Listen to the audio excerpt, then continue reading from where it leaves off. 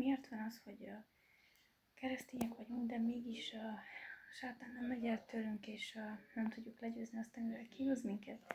Vagy keresztények nevezzük magunkat, de viszont a lelkünk az kínlódik a pokolban ott.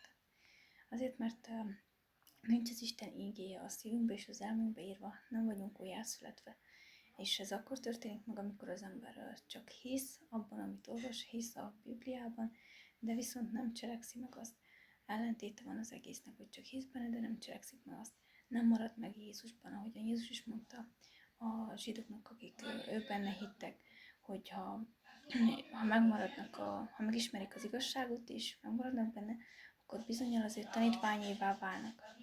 És ezért fontos nekünk is az, hogy megmaradjunk Jézus Krisztusban, hogy ne csak higgyünk az Isten igéjében, hanem azt kezdjük is el cselekedni, és akkor lesz a szívünkbe beleírva, és az elménkbe, és akkor lesz újjászületés.